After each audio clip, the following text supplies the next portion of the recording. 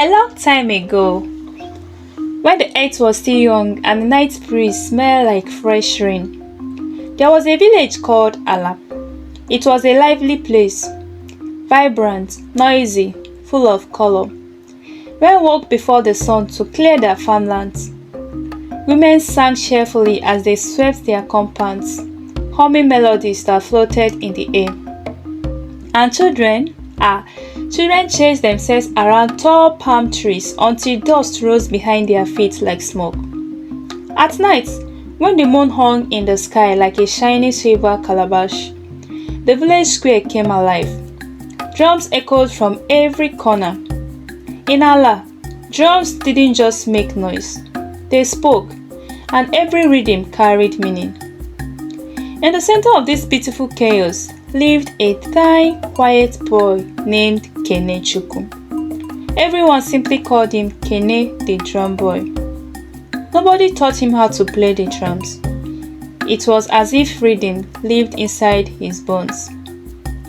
While other children molded sand or carved toy goats from wood, Kene would beat on anything he could find, be it calabash, empty gourds, old stools, even the back of water pots. To his mother's annoyance, if it made a sound, Kene would play it. Over time, he became known for one thing. He loved drums. He loved drums more than he loved food. If you passed his little hut in the morning, you would see him cross-legged, eyes focused, a drum resting between his knees like a loyal friend. Inside Kene's hut were all kinds of drums, round fat ones, tall slim ones, smooth polished ones, and some carved with the faces of fierce animals. But among all these beautiful drums, there was one strange, ugly drum people always mocked. His body was bent. His sides were crooked. The skin had a big patch in the middle like an old scar.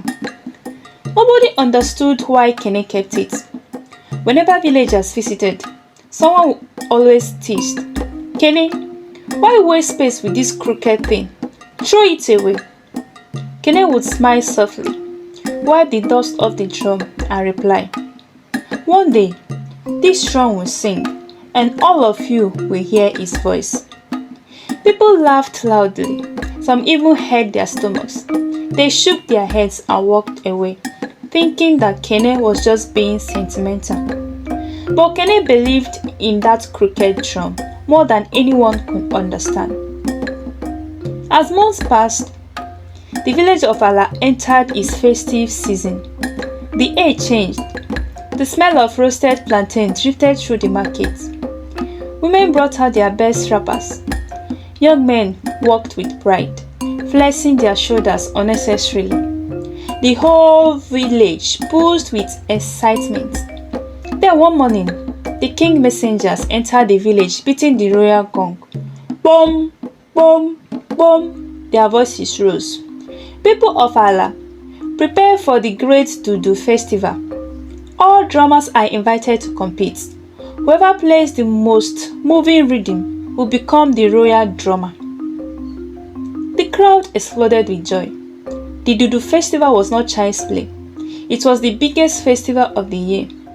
The winner enjoyed honor, privileges, and respect. When Kene heard this, his heart jumped. He had competed before but never won. This was his chance. Another opportunity to stand before the king, to hear his rhythm echo through the entire village. He rushed home and selected his finest drums, the polished ones, the beautifully carved ones, the perfectly tuned ones.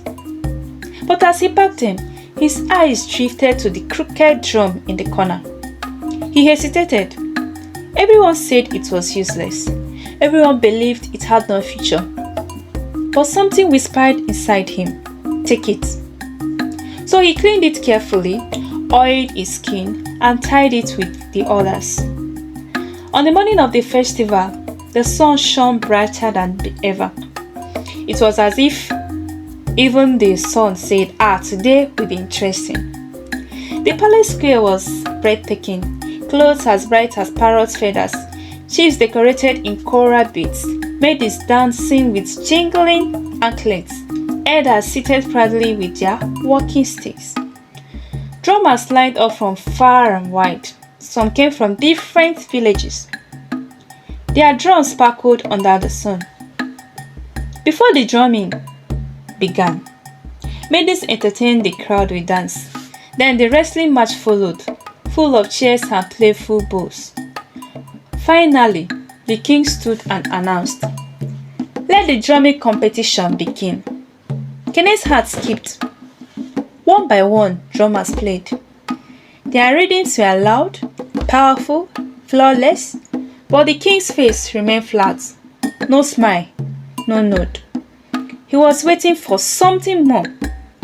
Then it was Kene's turn. He came forward, took one of his perfect drums and played. The rhythm was smooth and sweet. The crowd nodded in approval, but Kene saw the king's face. Still no reaction. Something was missing. Even Kene felt it. Slowly he stopped. He placed the perfect drum aside, and before anyone could understand what he was doing, Kene reached for the crooked drum. The crowd gasped. "Is he mad? That old thing? It won't even make sound." Kene ignored them. Sweat rolled down his face. He placed the crooked drum between his knees. He closed his eyes and began to play. The first beat was rough. The second was uneven. People shook their heads. But then, the rhythm changed. It softened, deepened, grew warm, familiar, human. The crooked drum didn't sound perfect. It sounded like life. Its beats carried laughter, sorrow, struggle, healing, and hope. People who had been mocking earlier now swallowed hard. Some blinked fast, trying not to tear up. Even the birds on the iroko tree fell silent. It wasn't perfect, but it was true. When Kene struck the final note, the entire square froze. Then, the king slowly stood up. His eyes were shining. He stepped forward. "Young man, who taught you to play like this?" Kene bowed. "No one, my king.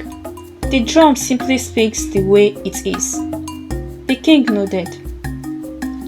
Then he raised his staff and declared, "From this day forward, Kenechukwu is the royal drummer of Allah. And the crooked drum that was rejected has spoken louder than all the perfect ones." The square exploded with joy. People shouted his name. Some clapped till their palms hurt. Others wiped their tears. Kenechukwu smiled. He knew he had done the right thing by keeping the drum. After the festival, some villagers approached him, confused. "Kenechukwu, how can such an imperfect drum sound more beautiful than the perfect ones?" Kene tapped the drum gently and said, "This drum has cracks. It has scars. Its body is uneven. But those same flaws let the air pass differently. And that gives it a voice no perfect drum can copy." He looked at the villagers and added softly, "Many of us are like this drum. We hide our scars, thinking they make us less valuable. But sometimes, those same scars give our lives the most beautiful meaning." Silence fell. Many people lowered their eyes, remembering their own hidden wounds. From that day, the village of Allah learned something important. You don't have to be perfect to make a difference. You are perfect as you are. Time passed. Kene grew older. Children gathered under the Odala tree every evening to watch him teach. One day, a small boy crafted a drum, but it came out bent and crooked. The boy burst into tears. "It's ugly. I will throw it away." Kene laughed gently. "Don't throw it away. Keep it. You never know what voice it carries.